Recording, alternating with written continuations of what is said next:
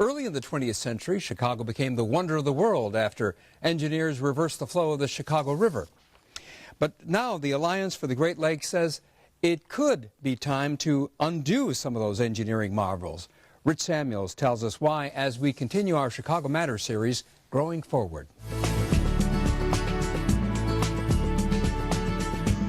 We're at the top of Bubbly Creek, and Bubbly Creek is connected to the south branch of the Chicago River, as you see right here behind us at Ashland Avenue. This is one of the places where we could separate the Great Lakes from the Mississippi River.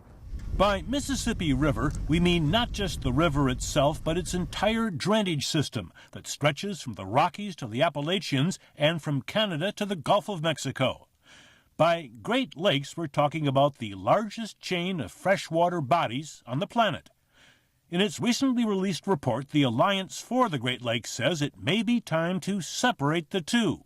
Why? We're talking about separating it because of invasive species, and unlike most pollution, invasive species are either 0 or 100. You either got them or you don't, and once they're there, you can't get rid of them. So the focus is on prevention. To really prevent critters from moving back and forth between the Great Lakes and the Mississippi, you've got to prevent water from moving back and forth.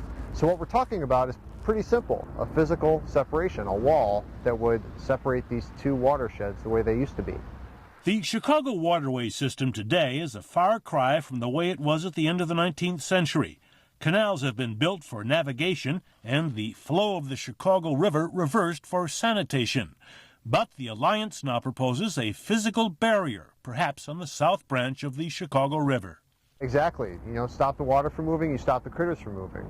The critters include the zebra mussel, native to Eurasia, but first discovered in the Great Lakes in 1988, after it was probably discharged from a freighter's ballast water.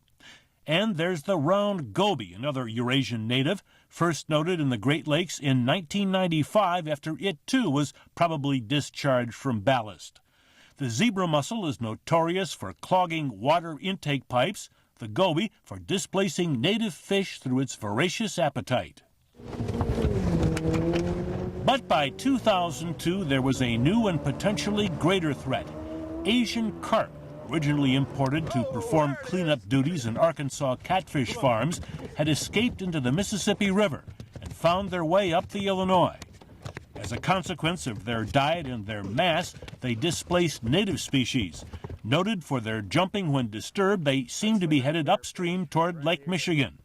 By 2006, when Illinois hosted an Asian carp symposium, the fish had acquired an international reputation. It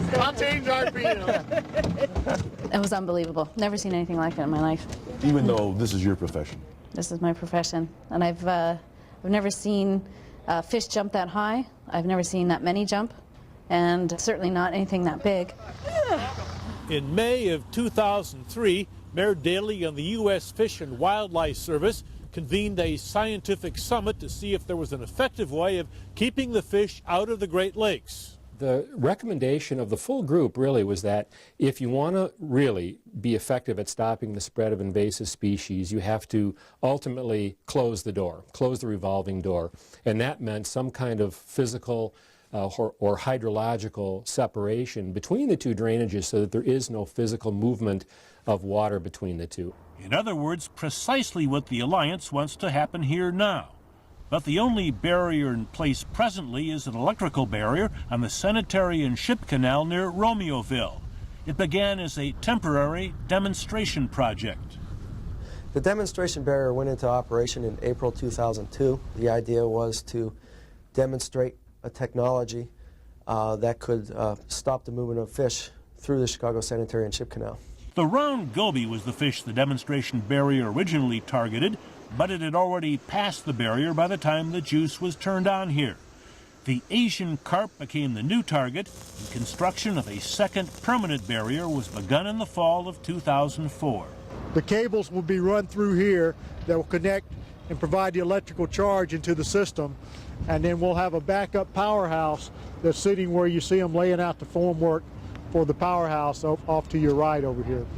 The barrier was supposed to be online in early 2005, but to this date, 4 years after its construction began, the barrier has not been activated on a permanent basis. there have been problems funding the barrier's construction and operation, and concerns about adverse consequences of the barrier's electrical fields to humans.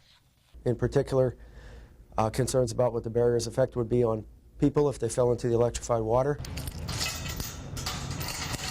By the time Chuck Shea gave us a tour through the barrier site in June of 2006, the Army Corps of Engineers thought it had resolved all the safety issues.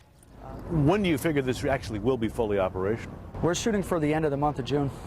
Obviously, the Corps of Engineers has had to set a new deadline. Hopefully, perhaps in the spring.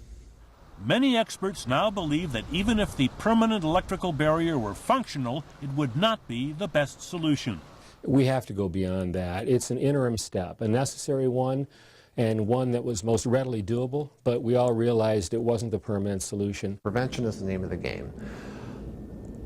Relying on technology doesn't get you to 100% prevention. It can be a deterrent, and it can help you reduce the risk of those species getting in. But once they're in, the impact is certain, it's 100%, and it's potentially catastrophic. And that's the scenario we're facing with Asian carp right now. Which brings us back to the physical barrier proposed by the Alliance for the Great Lakes. It offers the junction of Lake Michigan and the Calumet River as another possible site for the barrier. You've got big freighters coming in off of Lake Michigan that move limestone and coal and all sorts of things between other lake ports in Canada. You've got barges coming up into the Calumet River through the O'Brien Lock, depositing their loads at points along the Calumet River. There's a natural break there where you could create a deep draft port on one side and a barge port on the other side that don't necessarily have to mix water with each other. So you could actually separate these two systems right there near the mouth of the Calumet River on Lake Michigan and still accommodate most of the navigation that goes through those places. Isn't what they are recommending something that's going to be tremendously expensive and have all sorts of political and economic consequences? Yes, yes, and yes. It would depend on which option and which alternative is moved forward. We've always known that any kind of an ecological or hydrological separation between the two basins would involve actions that could be very contentious and very expensive.